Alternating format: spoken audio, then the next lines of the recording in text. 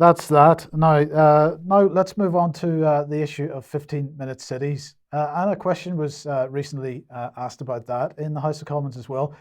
A lot fewer people in the chamber for this particular question, but let's have a listen to Neil Fletcher, MP. Nick Fletcher. Madam Deputy Speaker, will the leader please set aside some time in this House for a debate on the international socialist concept of so-called 15-minute cities and 20-minute neighbourhoods?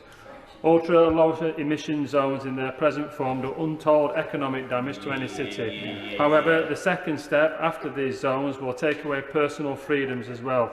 Sheffield is already on this journey, and I do not want Doncaster, which is also a Labour-run socialist council, to do the same. Low emission zones cost the taxpayer money, simple as. However, 15-minute cities will cost us our personal freedom, and that cannot be right. Well, I thank the honourable gentleman. Whatever the motivations for this new policy, which some councils are adopting, I think that the hard-working people of this country, their lives are complicated enough, especially at the moment when we're trying to boost the local economy. We're trying to get tradesmen and sole traders being able to boost their income. I think it's right that people raise concerns about this particular kind of policy, and of course we would want to see that where such policies were being forwarded, that local communities were being properly consulted. Right, so that was Nick Fletcher, not Neil Fletcher, apologies, MP, and that was Penny Mordaunt at the end. Now, Penny Mordaunt, of course, ran for Prime Minister.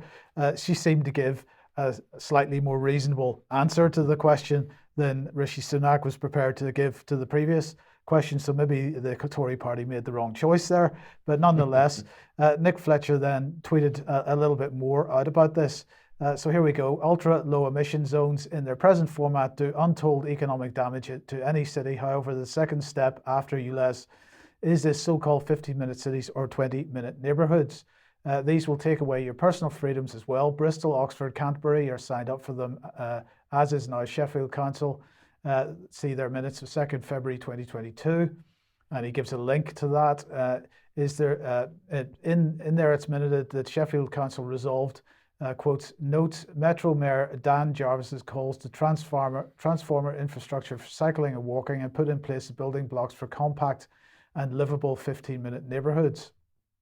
Fletcher goes on and therefore calls on him and his successor to act on this and work with Sheffield Council to make 15-minute neighbourhoods a reality across our area.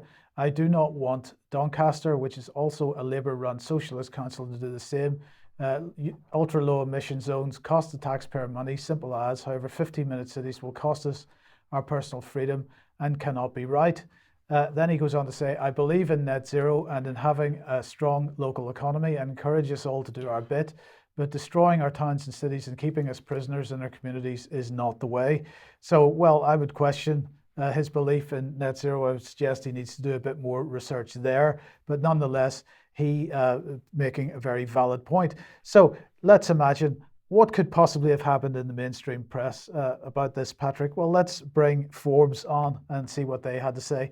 Tory MP uses conspiracy theory in UK Parliament against 15-minute city concept. In Parliament earlier today, the Conservative MP Nick Fletcher used a conspiracy theory against the concept of the 15-minute city. And let's get another quote from this. Instead of dismissing his complaint about the proximity of people to shops, Penny Mordaunt, the leader of the House of Commons, replied that it was right that people raised concerns about this particular kind of policy. And then what do? They try to drag the anti-Semitism trope in as well. So on GB News, a relatively new British free-to-air television and radio news channel, the broadcaster and historian Neil Oliver recently complained about 15-minute cities, saying, we'll be expected to walk or cycle.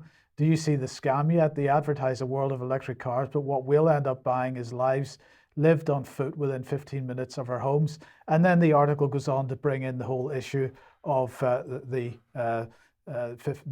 recent furore over Neil Oliver's alleged anti-Semitic coverage of juries and so on. The response to this was absolutely pathetic. Well, look at the author. I mean, look at his slug under his author. It says, I've been writing about transport for 30 years. I think it's Carlton Reed or something like Right. that. Right. So that's the last guy you want writing about this because he's been on staff for 30 years. So isn't it amazing how they piece things together to create their own conspiracy? Like this is a conspiracy of conspiracy theorists. And we should now, it's funny, Neil Oliver has become the whipping boy of the establishment for conspiracy theories. He's gonna basically unseat David Icke as the country's most prominent conspiracy theorist if the mainstream media have their way. It's a complete joke. And you know what else is interesting? If you look at this thread by Nick Fletcher on Twitter, you have these openly self-declared communists in various accounts coming in and attacking him. And so this is totally political. But what's the most important thing I heard from that statement? I don't agree with his net zero. I think Nick Fletcher has to get educated on the whole climate change farrago and what a scam net zero is. But he brought up an important point. These are all being done, these policies are being put in by stealth by local government without public consultation. Right. Totally undemocratic. So you have these radical labor local government operatives, probably a minority of local government pushing this. It must be centrally managed from some place, but it's being done by stealth. What if you had open hearings and public consultation? What do you think the public would say about these? Indeed. And if you want to know about how it's being brought in by stealth, get on the UK Column website, search for Global Parliament of Mayors or C40 cities and a whole host of other global governments. What do they call it? Global Parliament of Mayors. And locally, what do they call? There's the assembly. What was the local assemblies? The people's assemblies, what were they called? Yeah, but that is related. But nonetheless, have a search for those two terms in particular, and you'll see that we've been covering this for many years now. This drive towards making the metro mayors and the mayors agenda around the world, make them drive forward with this global net zero policy, 15-minute cities, and so on.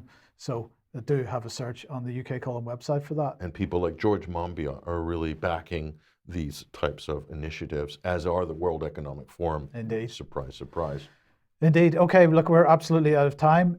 Please join us if you're a UK Column member for extra in a couple of minutes, but otherwise we'll be back at 1 p.m. on Monday as usual. Brian away all next week, but don't worry, we've got plenty to cover in the meantime. Thank you very much to Vanessa for joining us. Thank you, Patrick. We'll see you on Monday. Have a good weekend. Bye-bye.